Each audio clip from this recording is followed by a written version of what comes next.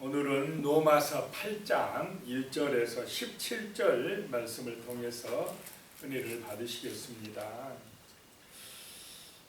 어제 말씀에서는 바울이 우리의 속사람에 두 가지 법이 있어가지고 우리 안에서 싸운다 그랬습니다.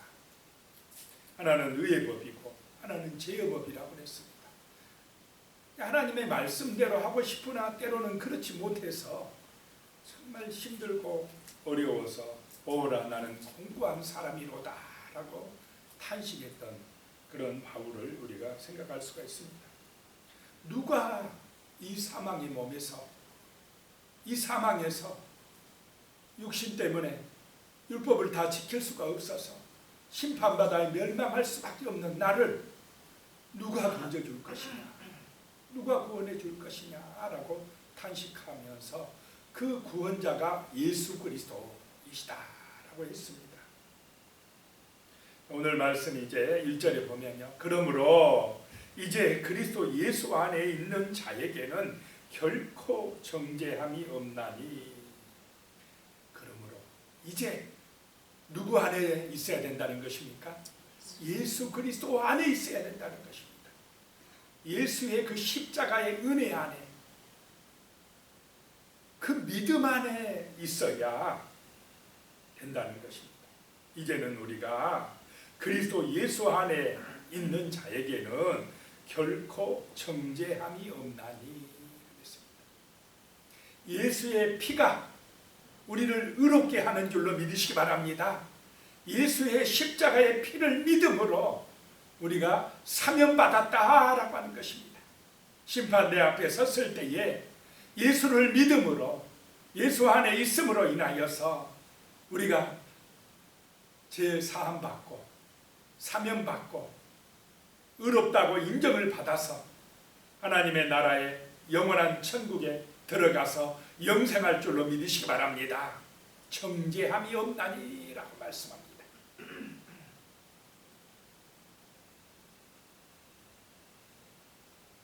예수 안에 있는 사람은 그래서 남을 함부로 판단하거나 정죄하지 아니할 줄로 믿으시기 바랍니다. 사랑으로 충만해진다는 것입니다. 자, 예수님이 이 땅에 오셔서 우리를 정죄하고 심판하시려고 하셨다면은 우리가 지금 살아남을 수 있겠습니까? 예수님은 우리를 판단하고 정죄하고 심판하러 이 땅에 오신 것이 아니라 우리를 위하여 대신 십자가를 짊어지시려고, 우리를 위하여 대신 죽어주시려고, 하나님의 그 사랑을 실천하시려고 오신 줄로 믿으시기 바랍니다. 이 예수의 사랑이 우리 마음에 있어야 된다는 것입니다. 그래서 예수 안에 있으면 결코 정죄함이 없나니. 죄인들이라 할지라도 우리는 아버지 저 영혼도 구원하여 주시옵소서. 비록 저 사람이 나를 핍박하고 비난하고 또 정죄한다 할지라도 아버지 저 영혼도 불쌍히 여겨주시고 구원으로 인도해 주시옵소서. 저 죄악에서 해방받게 하여 주시옵소서 라고 이렇게 기도하는 사람이 참된 그리스도인인 줄로 믿으시기 바랍니다. 생명으로 인도하는 사람이 되어야 한다라고 하는 것입니다. 2절입니다. 이는 그리스도 예수 안에 있는 생명의 성령의 법이 죄와 사망의 법에서 너를 해방하였으니라 라고 하는 것입니다. 이것이 진정한 해방입니다. 일제시대 때 일본에서 해방받는 거 이거 참 기쁨이었습니다. 우리 민족에게. 그러나 그거는 육신의 해방입니다. 진정한 해방은 사망에서 생명으로 이 영혼이 사는 것입니다. 예수 안에 있으면 그렇습니다. 예수 안에 있으면, 예수를 믿는 믿음 안에 있으면 생명의 성령의 법이, 성령이 오심으로 우리가 생명을 얻게 되는 줄로 믿으시기 바랍니다. 죄와 사망의 법에서 너를 해방한다 라고 하는 것입니다. 죄와 사망의 법이 있습니다. 심판을 받아 멸망할 법, 그 율법이 있습니다. 그 율법대로 하면 우리는 한 사람도 살아남을 자가 없습니다. 사망에서 해방받을 사람이 없습니다. 법대로 하면. 그러나 하나님은 사랑으로 하신 줄로 믿으시기 바랍니다. 하나님의 아들 예수를 이 땅에 보내셔서 죄인들을 사랑하시어서 구원으로 인도하셨다라고 하는 것입니다. 그 은혜가 예수 안에 있는 것이 바로 생명과 성령의 법이다라고 하는 것입니다. 믿음 안에 들어올 때에 우리는 죄와 사망에서 해방받을 줄로 믿으시기 바랍니다. 다른 길이 없습니다. 오직 예수다라고 하는 것입니다. 예수가 믿어져야 한다는 것입니다. 3절에요. 율법이 육신으로 말미암아 연약하여 할 수 없는 그것을 하나님은 하시나니 곧 죄로 말미암아 자기 아들을 죄 있는 육신의 모양으로 보내어 육신의 죄를 정하사 그랬습니다. 우리 인간은 이 율법을 다 지킬 수가 없다는 것입니다. 육신의 연약함 때문에 그 우리의 의지와 우리의 어떤 선행으로 우리의 공로로는 율법을 완벽하게 지킬 수가 없다라고 하는 것입니다. 그래서 법대로 하면 우리는 죄인으로 심판받아 멸망할 수밖에 없는 존재였다는 것입니다. 그런데 하나님께서 우리 인간이 연약하여 할 수 없는 그것을 하나님의 아들 예수를 이 땅에 육신으로 보내시어서 우리의 죄값을 대신 치르게 하신 줄로 믿으시기 바랍니다. 이것이 하나님 아버지의 사랑이시다는 것입니다. 4절에요. 육신을 따르지 않고 그 영을 따라 행하는 우리에게 율법의 요구가 이루어지게 하려 하시니라. 육신을 따르지 아니하고 육신대로 살지 아니하고 영을 따랐다. 자, 영을 성령의 인도하심을 받은 줄로 믿으시기 바랍니다. 예수가 믿어졌다는 것은 내 능력으로 믿어지는 것이 아니라 성령의 감동으로 믿어진 줄로 믿으시기 바랍니다. 성령이 내 마음에 역사해 주심으로 예수님이 내 죄값을 대신 치러주셨구나. 내 죄 때문에 십자가에서 피 흘리셨구나. 이것이 믿어지고 예수님에게 감사가 나오고 그런 은혜 안에 들어가는 것이 바로 하나님의 놀라운 사랑을 받고 죄에서 해방받는 길이다라고 하는 것입니다. 5절입니다. 육신을 따른 자는 육신의 일을, 영을 따르는 자는 영의 일을 생각하나니 그랬습니다. 생각이 중요합니다.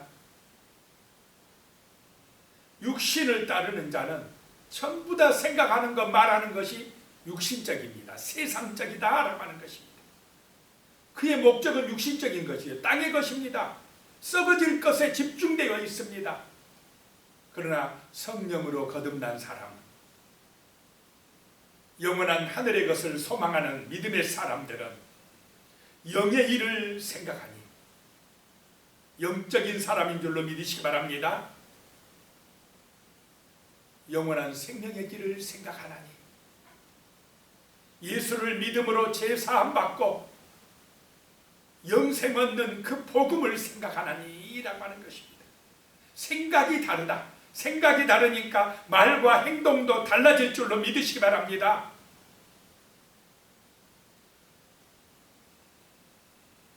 (6절에요) 육신의 생각은 사망이요 영의 생각은 생명과 평안이니라 라고 하는 것입니다. 아무리 세상에서 그 사람이 부유하게 살고 세상에서 인기 있고 명예를 얻었고 권세가 있어도 그 생각이 육신에게만 세상의 것에만 집착되어 있으면 그 사람은 사망 권세에 붙들려 있다는 것입니다. 그러나 영의 생각은 성령의 인도받는 사람은 생명과 평안이다라고 하는 것입니다. 진정한 평안함은 예수 안에 있는 줄로 믿으시기 바랍니다. 두려움이 없어져 버립니다.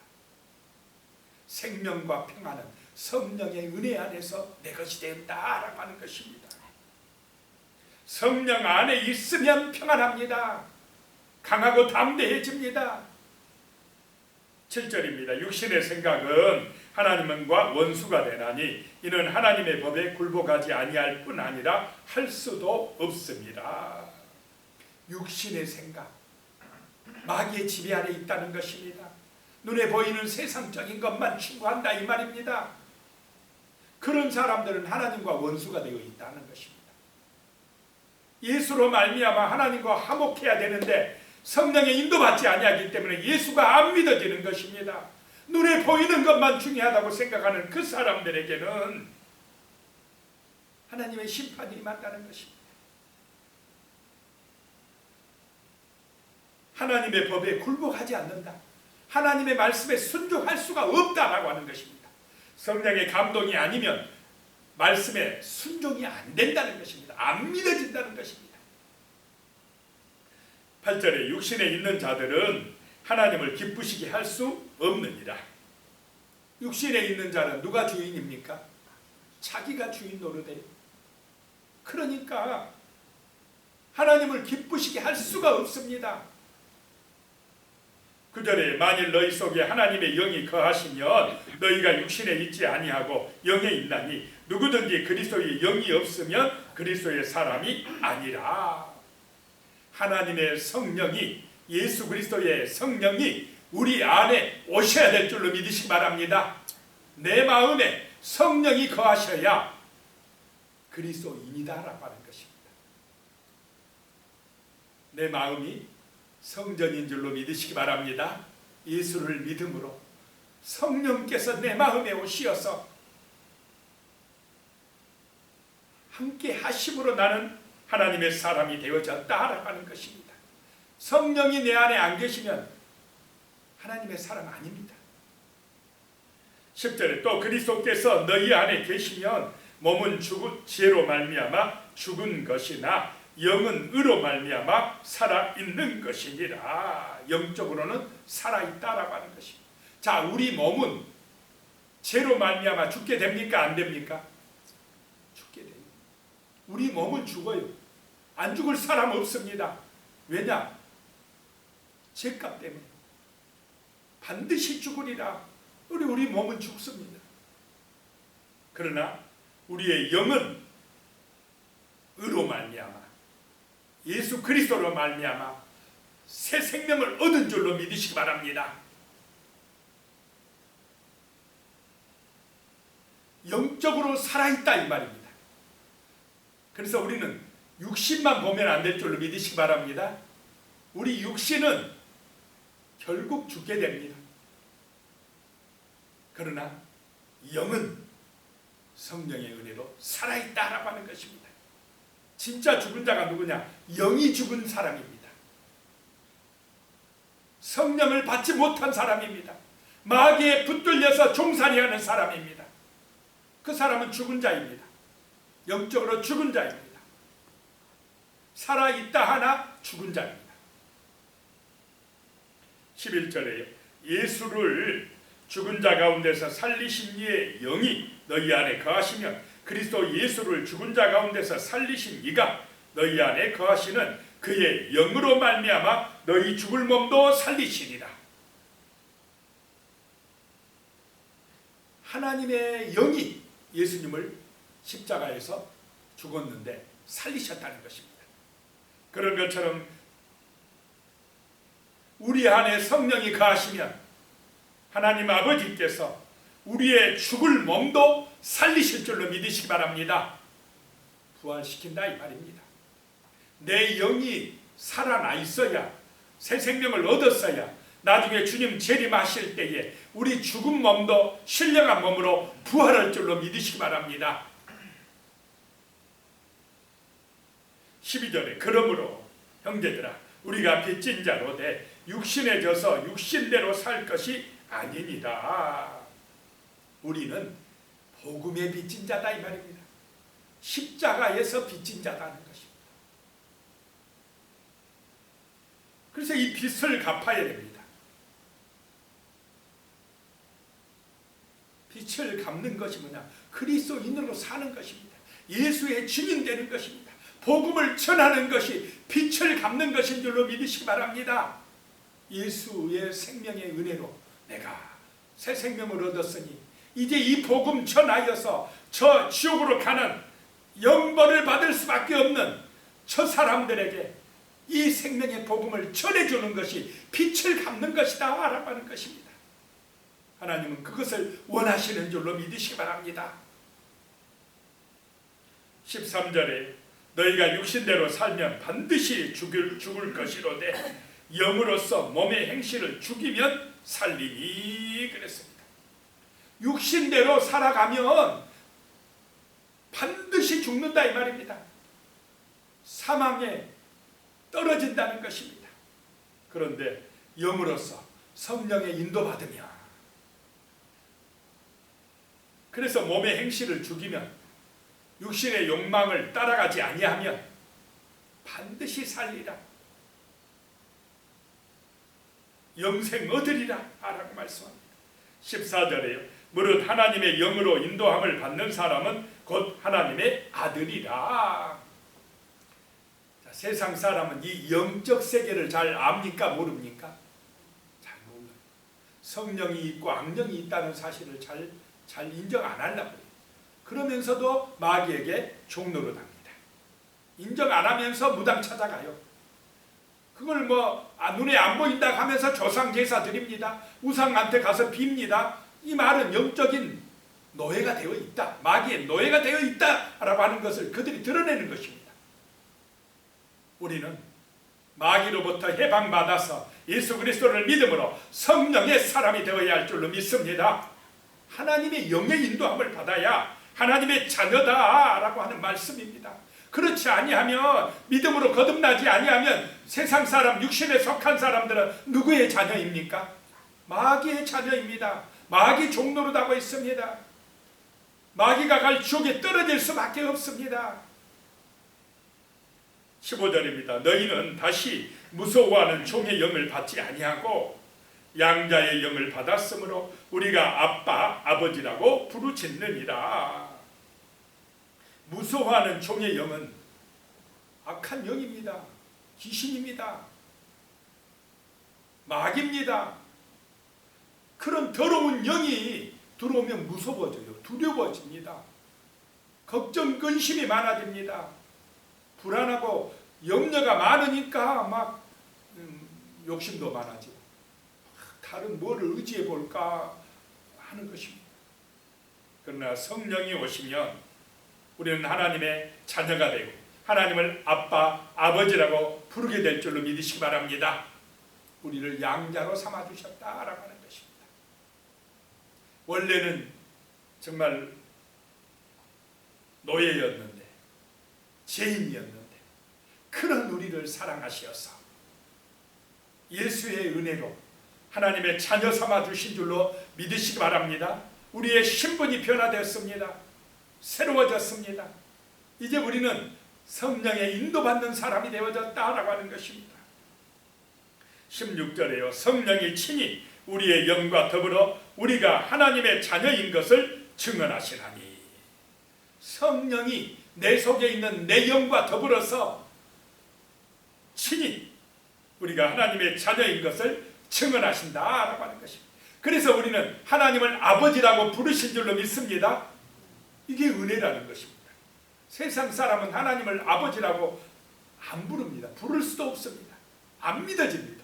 그런데 성령이 우리 마음에 오셨기 때문에 예수가 믿어지고 하나님을 아버지라고 믿고 고백하는 줄로 믿으시기 바랍니다. 하나님의 자녀가 되었습니다. 이것이 최고의 축복입니다.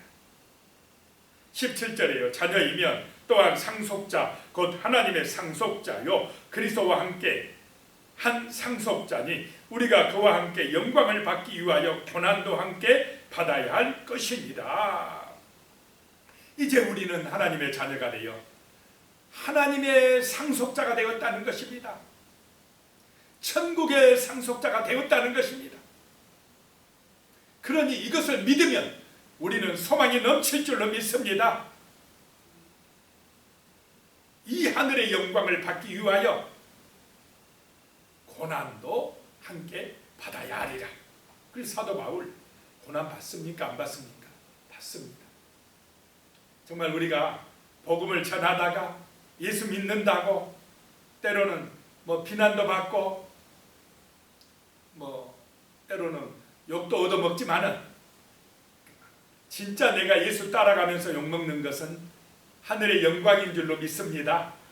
예수 때문에, 복음 전하는 것 때문에 우리가 비난받고 욕먹는다면 하늘의 상급이 넘치리라 주님이 말씀하셨습니다. 기도하겠습니다. 하나님 아버지, 참으로 우리에게 충만한 은혜를 주시옵소서. 이제 그리스도 예수 안에 있게 하여 주심을 감사드립니다. 예수 안에 있는 생명의 성령의 법이 우리를 죄와 사망의 법에서 해방하였다라고 말씀합니다. 그러므로 우리는 성령의 인도를 받아서 하나님의 자녀가 되었습니다. 하나님을 아바, 아버지라고 부르게 되었습니다. 주여, 하늘의 상속자가 되게 해주신 것, 정말로 영원한 생명을 얻게 해주신 것, 주님의 은혜입니다. 이 놀라운 사랑과 은혜를, 이 복음을 또 증언하는 믿음의 용사들이 되게 하여 주시옵소서. 성령의 인도받아 살아가게 하여 주시고 성령 충만하여서 세상 가운데서 예수의 증인으로 살아갈 수 있도록 도와주시옵소서. 예수님의 이름으로 기도드리오며 이제는 우리 주 예수 그리스도의 은혜와 하나님 아버지의 무한하신 사랑과 성령님의 교통하시고 함께 하시는 은혜가 우리 성도님들 모든 삶 속의 가족과 자녀손들 위해 영원히 함께 하시기를 축원하옵나이다. 아멘.